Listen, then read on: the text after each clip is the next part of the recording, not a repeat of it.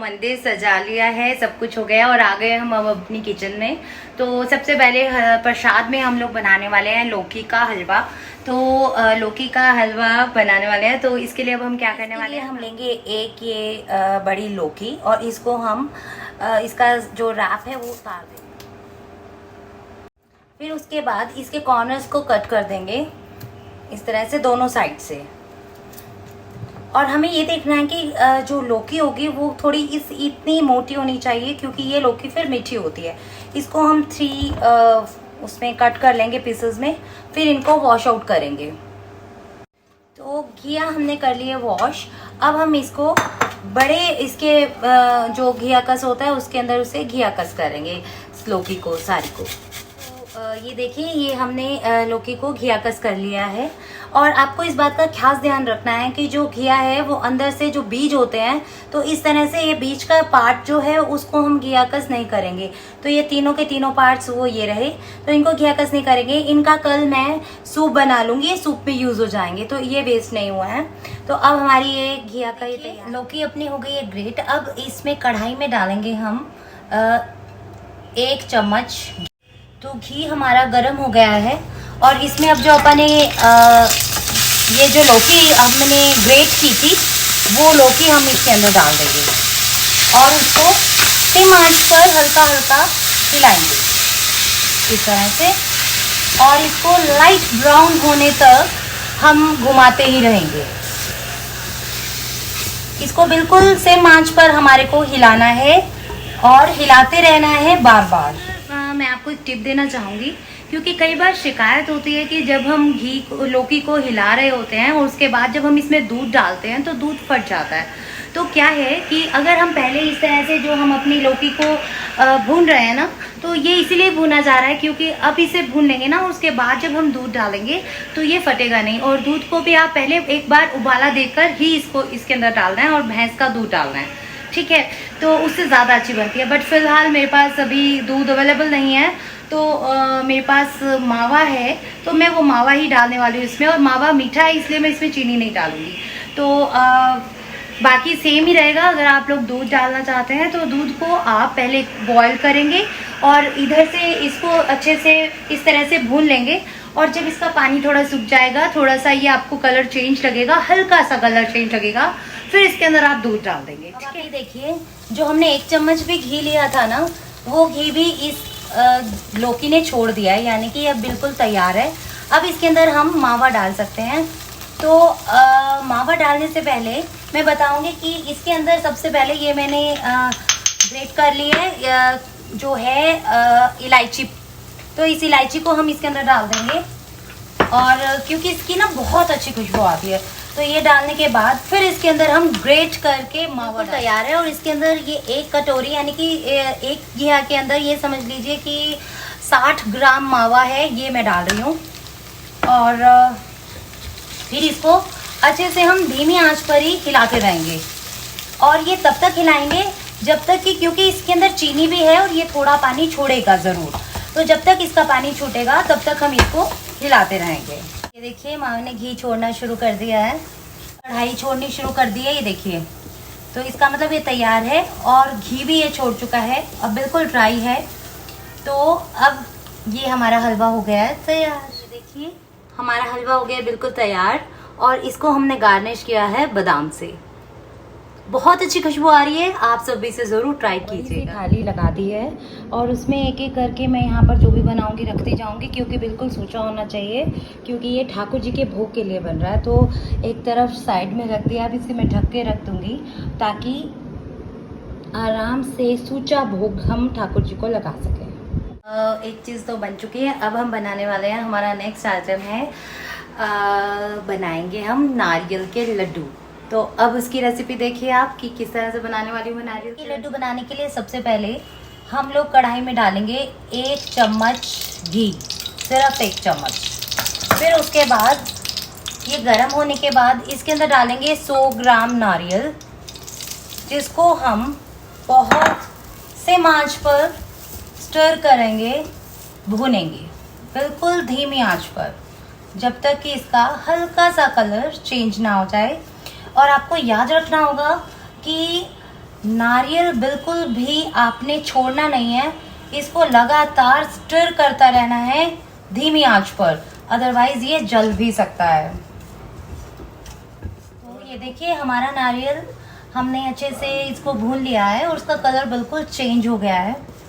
तो अब साथ ही हमें इसके अंदर ये 100 ग्राम अगर नारियल था तो इसके अंदर 1 कप हमने दूध का डालना है और साथ ही हमें इसे हिलाते रहना है।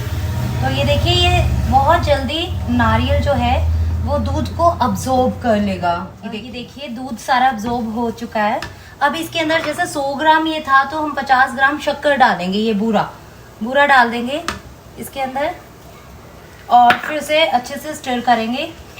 एक बार ये बूरा पानी छोड़ेगा ज़रूर, तो कोई बात नहीं है, इसको पानी छोड़ने दीजिए। और उसके बाद हम इसे इसी तरह से जैसे हमने दूध को सुखाया था वैसे ही इसका पानी हम सुखाएंगे। तो ये देखिए पूरा ड्राई हो चुका है, चीनी का जो हमने बूरा डाला था उसका पानी भी बिल्कुल ड्राई हो चुका है। तो अब इसको हम एक प्लेट पे निकाल कर ठंडा करेंगे। तो भाई जब तक हमारा ये नारियल का हलवा जैसा जो हमने बनाया है वो ठंडा होता है, तब तक हम बनाते हैं अपनी नेक्स्ट रेसिपी जो कि है मेवा पाक।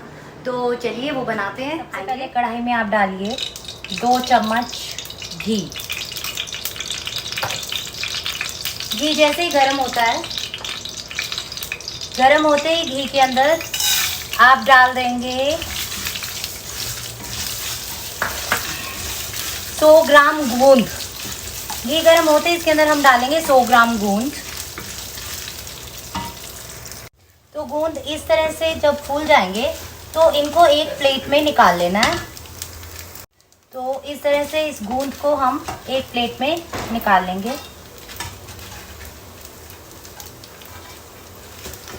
फिर इसके बाद इसी घी में काजू और बादाम के मोटे पीसेस करके इसके अंदर डाल देंगे और इसको अच्छे से रोस्ट कर लेंगे।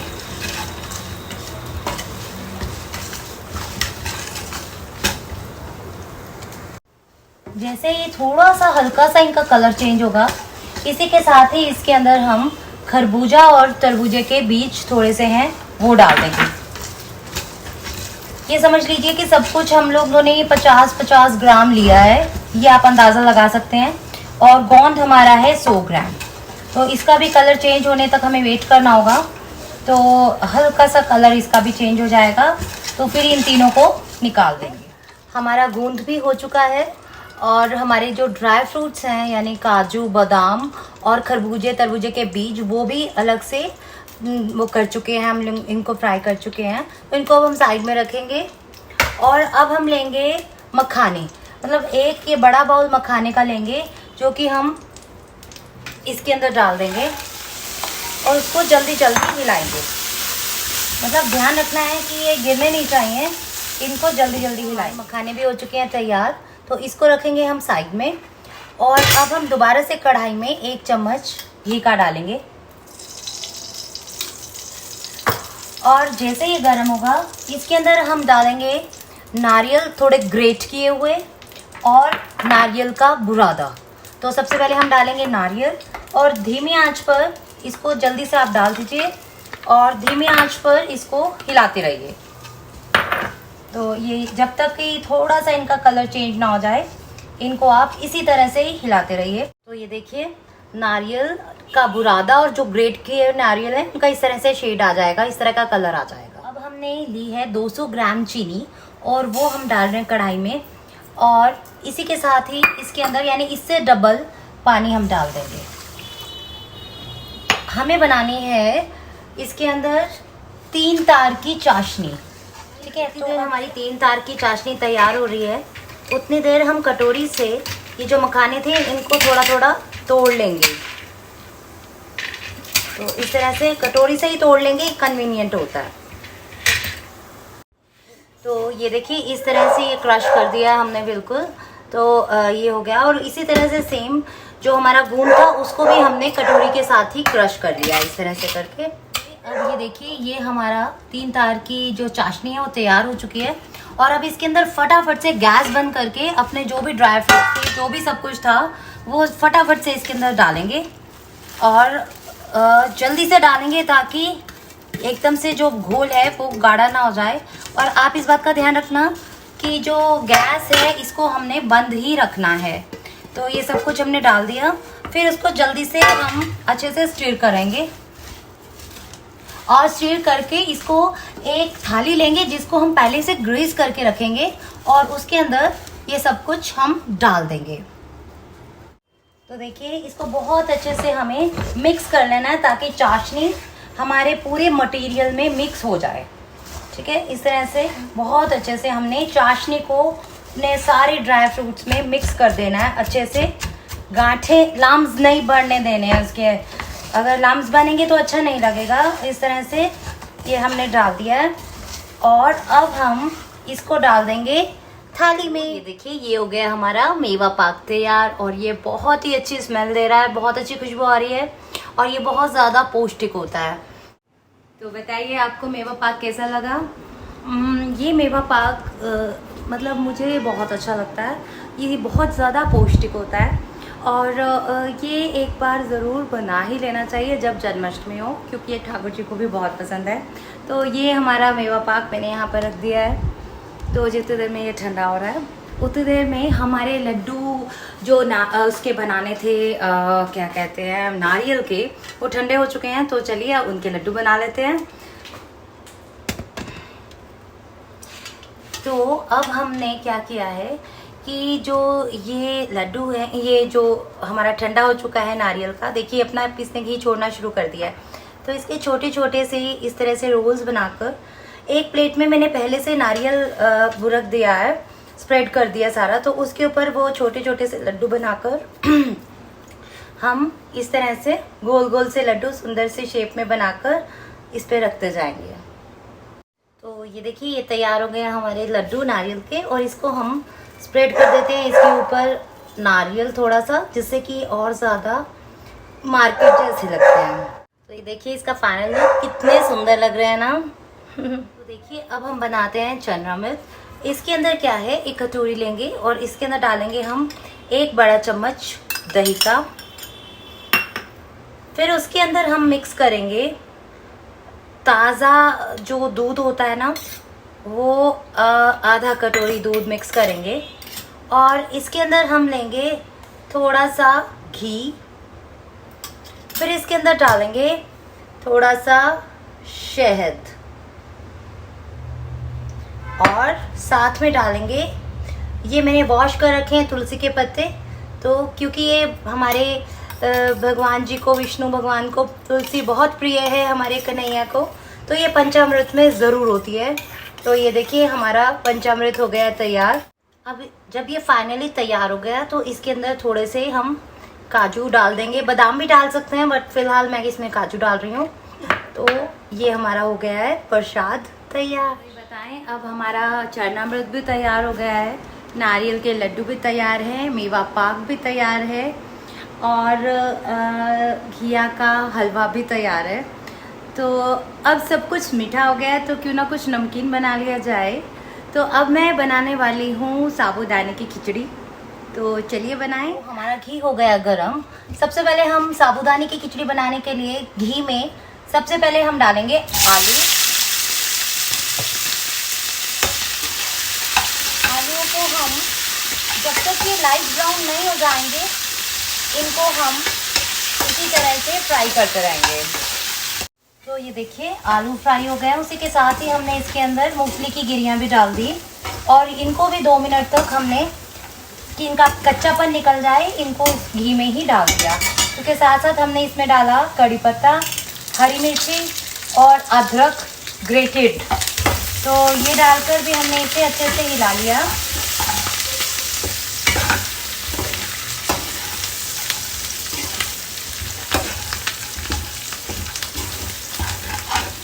इसको छोड़ना नहीं है, हमें हिलाते ही रहना है।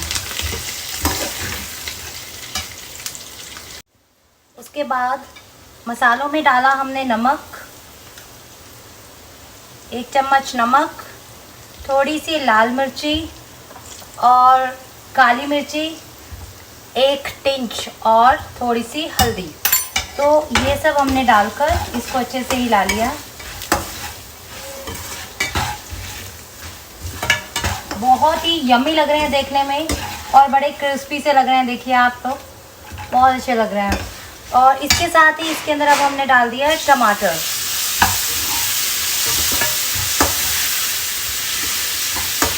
ये बड़े क्रिस्पी बनाने वाली हूँ मैं, करारे से बनेंगे ये। देखिए बिल्कुल तैयार है मसाला, सब कुछ बिल्कुल तैयार है। और अब बारी आई है इसके अंदर डाल देने की साबूदाना। तो ये साबूदाना इसके अंदर डालकर और अच्छे से हमें इसे मिक्स कर लेना है। देखिए कितना खिला खिला साबूदाना बना है। साबूदाने को हमने पहले ही भिगो के रखा था। मेरी आदत है कि मुझे पता है शाम को बनाना है या सुबह बनाना हो तो मैं एक दिन रात को भिगो देती हूँ। और जैसे अब मुझे अभी बनाना था रात को भोग के लिए, तो ये मैंने सुबह ही भिगो दिए थे। देखिए कितना प्यारा कलर आया हुआ है साबूदाने का। और इसको अब थोड़ी देर हम पकने देंगे, गैस के ऊपर रखेंगे ताकि सारे मसाले साबूदाने में मिक्स हो जाएं, अच्छे से रम जाएं। तो ये देखिए अच्छे से मसाले इसके अंदर सेट हो गए हैं। अब इसमें ऊपर से हम लोग एक पूरा नींबू छिड़केंगे। तो इसके अंदर क्या होता है, नींबू का टेस्ट इतना यम्मी लगता है ना, तो बहुत अच्छा लगता है। तो आप लोग भी ये ट्राई करना। मतलब चाट जैसी फीलिंग आती है, जैसे हम चाट खाते हैं ना, बिल्कुल वैसी फीलिंग आती है। तो ये देखिए आप लोग एक एक साबूदाना बिल्कुल खिला हुआ बना है, अलग अलग है, कोई भी दाना चिपका हुआ नहीं है। और खुशबू भी बहुत यम्मी आ रही है सच में। तो लीजिए अब इसे हम गार्निश करेंगे थोड़े से काजू से। ये काजू एक्चुअली में ना मेरे बचे हुए थे, और ये जो बादाम है ये भी थोड़े बचे हुए थे, तो इनसे अब हम इसे गार्निश कर देंगे। और ये है साबूदाने का फाइनल लुक बहुत बहुत सुंदर, अमेजिंग और बहुत डिलीशियस। फाइनली हमारा सब काम हो गया है तैयार। और ये देखिए हमारा भोग भी बिल्कुल तैयार है। और रात को डिनर के लिए हमारी ये साबूदाने की खिचड़ी भी बिल्कुल तैयार है। तो अब रात को हम शायद मिलेंगे जब हम ठाकुर जी को भोग लगवा रहे होंगे। अगर मैं आ सकी तो मैं पकाऊंगी, पर मैंने आपको फाइनली दिखाई दिया है कि किस तरह से मैं जन्माष्टमी बनाती हूँ। मैं कभी मंदिरों में बहुत रेयर जाती हूँ, क्योंकि अपने घर में जो ठाकुर जी हैं ना, उनकी कौन करेगा अगर मैं मंदिर चली गई तो अपने घर में ही जो मंदिर है सब कुछ है। तो अपना सब कुछ तैयार है। तो आप लोग भी, अगर आप लोगों को ये रेसिपीज़ अच्छी लगी हो तो ज़रूर ट्राई करिएगा। तो फ़िलहाल के लिए मैं बहुत थक गई हूँ और रात भी हो गई है, 9 बज गए हैं रात के। देखिए 9 बजे हुए हैं और अब मैं वेट कर रही हूँ रात के 12 बजने का। और जैसे ही रात के 12 बजेंगे हम ठाकुर जी को लगवाएंगे भोग। तब तक मैं जाती हूँ, बाय बाय।